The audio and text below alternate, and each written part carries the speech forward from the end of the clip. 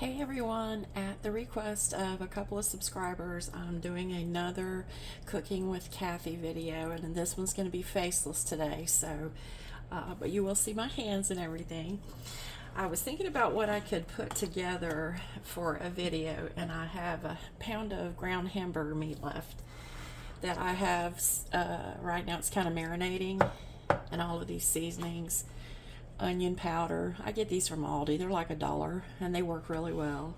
Onion powder, garlic powder, paprika or smoked paprika, a dash of curry. It just adds a really rich flavor. What else? Of course, some black pepper and a few dashes of Lee and Perrin's Worcestershire sauce. I heard somebody call it wash your sister sauce. But you can get this pretty much from anywhere. I've had a lot of these for a while just based on, where I could find it on sale and everything. So it has been marinating. Another thing I'm going to add to it is a binder, a couple little binders. And what is a binder? It's something that holds it together when it's baking, kind of like while you put eggs in cake mixes and things like that. So I am going to be putting 1 egg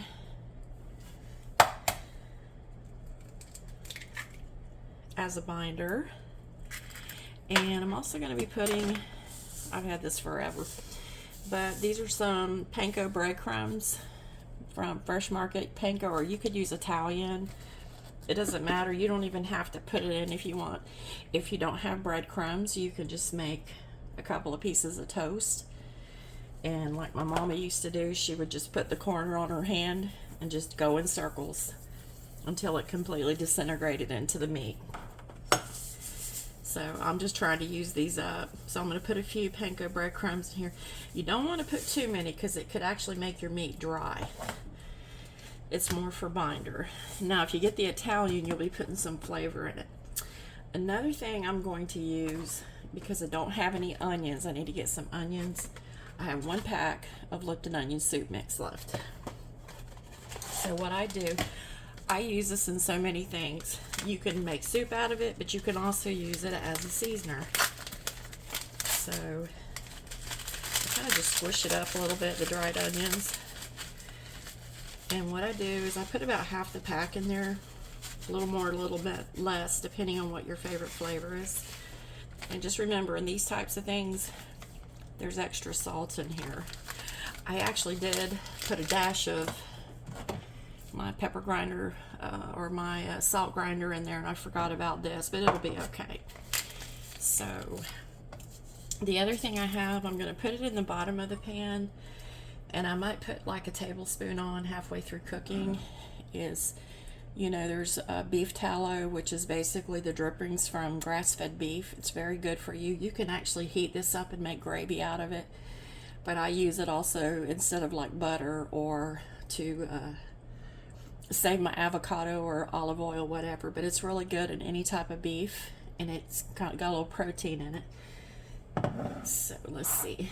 And at the end, before I put it in the oven, I'm gonna put a little bit of ketchup and a little bit of spicy brown mustard. And again, I got these at Aldi. I will say, when you're buying your spices and your condiments and things, I got this one because it has no high fructose corn syrup in it. It has organic tomato concentrate, which is basically like tomato paste, organic sugar, organic distilled vinegar, salt, and organic tomato powder. Now I could have done without the sugar, but it's okay. And this bottle was only like $2, so I'd recommend this as Aldi's. Try to stay away from things that has high fructose corn syrup, because that's just extra sugar going into your body that can also, we know, create insulin resistance, diabetes. And I'm not a doctor, see your doctor, but I'm always reading labels to try to eat healthier. All right, so this is a pan. I got it Aldi last year on clearance, like for $2. It's a silicone. It actually has a flimsy bottom, but I use this a lot to bake in, and I put one of these Ooh, it was melting from the stove preheating. But these little brown liners, these are for actually air fryers, but you can also use these to cook in. They're like parchment paper, so I use them for that. And then when you're done, if you still have a lot of dry spots left, you can use it to wipe up the counter. All right, so the other thing, wash your hands very well before you start mixing, because you just never know what you brought in from the day or what you've touched during the day or what's under your fingernails. So especially if this is going to feed family or guests, make sure your hands are clean. So these are all the ingredients I've put in, except for these two.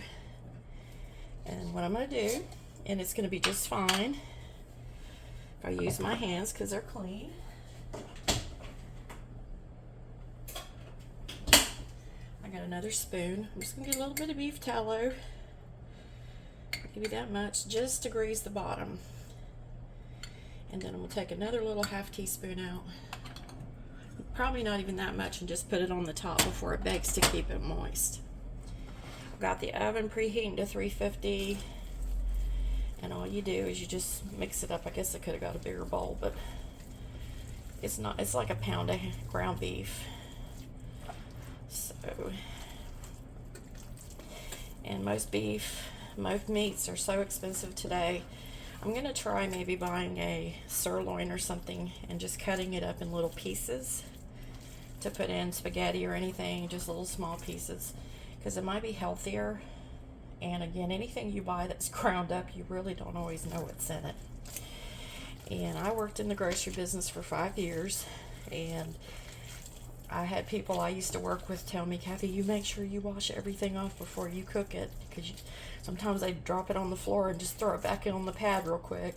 So, and as you can see, it's starting to get all mixed together. And then what I'll do for the thumbnail, or what they call it, it's the picture you see when you see the video, I'll put the finished product on as the thumbnail. This only takes maybe a total of 5 or 10 minutes to mix up, unless you're, doing a little extra fancy stuff to it. So, well, here. We're going to mix up all this beef tallow just to keep it from sticking, and it also adds moisture on the bottom too. But you could also use butter, you could use olive oil, you could use avocado oil, or nothing. I just like the extra moisture so nothing sticks and it comes out easily and cleans up easily. So what I'm going to do is take, if you see all that little white stuff, that's fat. So if you get a 93:7 beef ratio, it's leaner. I usually prefer 85:15, but I've noticed when I cook them in a hamburger, it shrinks down to about the size of a few half dollars put together instead of a hamburger. Now, if you have onions, you could cut up and put onions in this. I thought about putting some green beans in it. I said, no, I'm going to probably just saute some bacon and then put the green beans in with that. It's one of my favorite things to eat, or green peas. So I'm just going to form this into a little rectangular cube. You could do a circle if you want, whatever you want. You want to just try to make sure it's even all around, just so it'll cook evenly. But again, this is your baby, your project. You do whatever you want with it. And I'm probably going to put some shredded cheese on top as well. I just decided to make it like a big old hamburger. So, all right, let me wash my hands.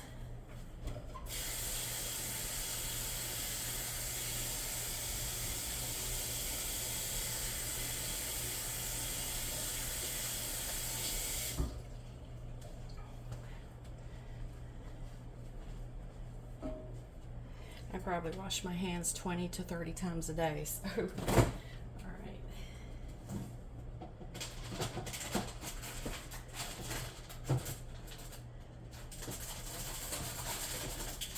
originally I was going to make shepherd's pie, and I said, no, I'm going to do something different.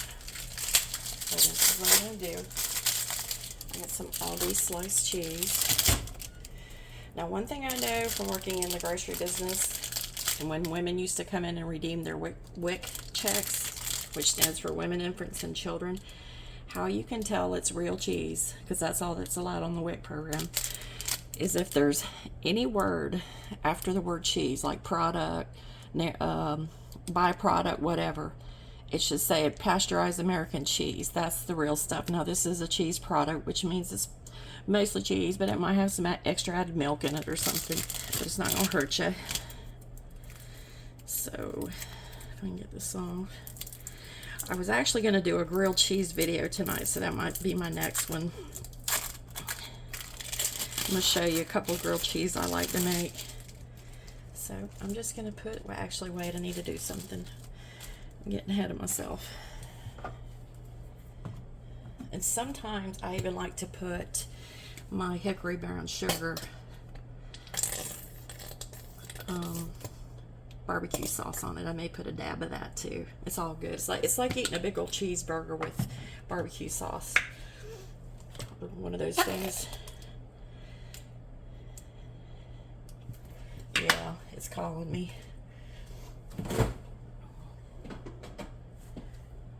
I get these when they're on BOGO. The Kinder's hickory brown sugar. The only thing is it does have high fructose corn syrup, so I try to be careful with not too much. You know, you want it well, a little too much.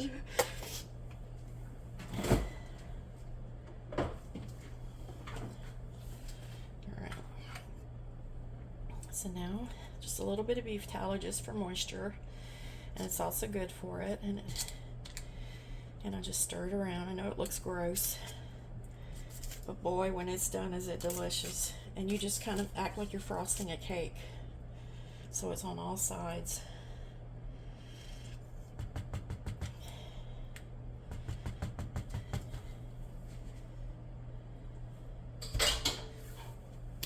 Now we're going to put the cheese on. So I know there's like hamburgers you can buy in restaurants that are like, they call them like barbecue or cowboy hamburgers. That's kind of what I'm imitating here a little bit with a big old cheeseburger.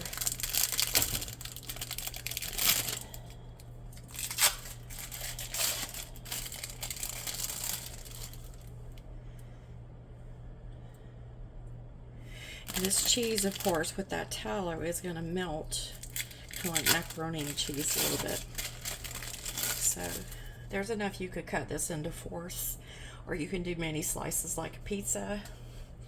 You could even make, like tomorrow I can make sandwiches out of this, because there's enough meat in here you can have 2 or 3 meals. Now, if you're really hungry, you might sit down and eat it after it's cooked, and that's totally fine too. So I'm going to go ahead and put this in the oven, and I'll put the finished product in the picture or the thumbnail. So have a good night.